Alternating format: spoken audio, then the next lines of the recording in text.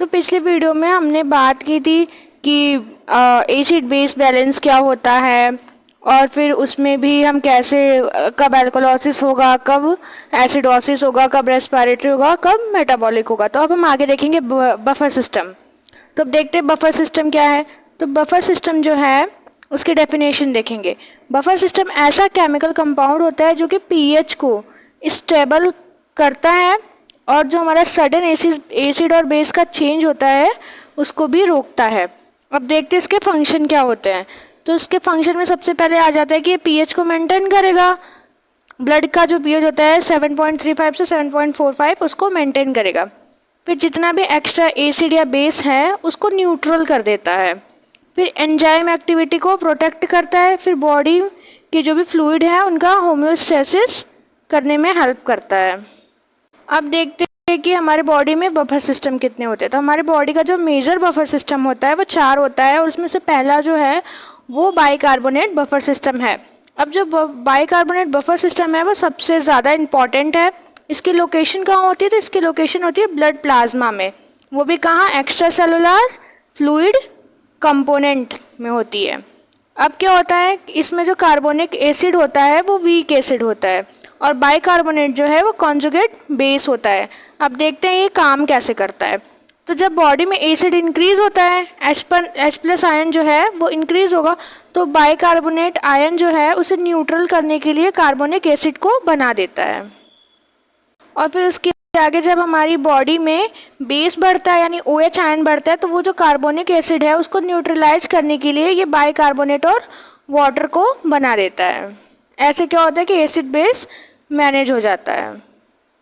अब देखेंगे कि इसको कंट्रोल कौन करता है। तो इसको कंट्रोल करता है हमारा लंग्स CO2 को रिमूव करके, और किडनी जो है वो रेगुलेट करती है इसको बाइकार्बोनेट आयन को। अब इसके बाद देखेंगे सबसे ज़्यादा फास्ट और पावरफुल जो सिस्टम होता है वो यही होता है। पहला पे क्या आ जाएगा? Phosphate buffer system. Phosphate buffer system में क्या है? लोकेशन इसकी इंट्रासेलुलर फ्लूइड में होता है और किडनी के ट्यूब्यूल्स में प्रेजेंट होता है। अब इसके बाद पीएच इंक्रीज होगा, अल्कलाइन कंडीशन आएगी, तो फिर क्या होगा कि जो हमारा फॉस्फेट डाइहाइड्रोजनेज है उसको न्यूट्रल करता है ये। अब देखेंगे इसके इम्पोर्टेंस क्या है। तो ये क्या है? यूरिन में और ICF में स्ट्रॉन्ग बफर, यानी कि इंट्रासेलुलर फ्लूइड और यूरिन में ये स्ट्रॉन्ग बफर का काम करता है। किडनी जो है इसमें पीएच को रेगुलेट करती है। और फिर थर्ड वाला जो है वो है प्रोटीन बफर सिस्टम। तो प्रोटीन बफर सिस्टम क्या होता है? इसकी लोकेशन होती है इंट्रासेलुलर फ्लूइड और एक्स्ट्रा सेलुलर फ्लूइड, कहाँ? प्लाज्मा प्रोटीन का, हीमोग्लोबिन जो होता है RBC में। अब इसके कंपोनेंट क्या है? तो प्रोटीन बफर सिस्टम है तो इसमें क्या हो जाएगा? Amino acid of proteins.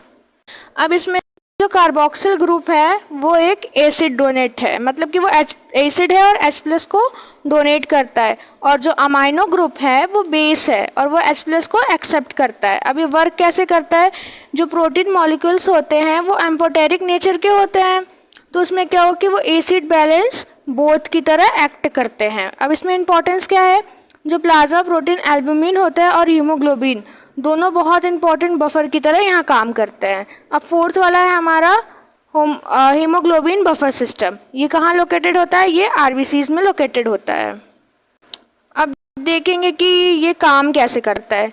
जो कार्बन डाइऑक्साइड होता है जब वो इंक्रीज होता है तो Hb उसे पकड़ करके कार्बो अमीनो हीमोग्लोबिन क्या करता है? बना देता है, ठीक है। और उसके बाद जो H+ आयन है उसको भी वो बाइंड कर देती है, जिसकी वजह से pH जो है वो न्यूट्रलाइज हो जाता है। और फिर देखिए क्या है अगली लाइन, जब लंग्स में O2 बाइंड होता है तो H+ आयन रिलीज होकर बाइकार्बोनेट सिस्टम के साथ न्यूट्रलाइज हो जाए।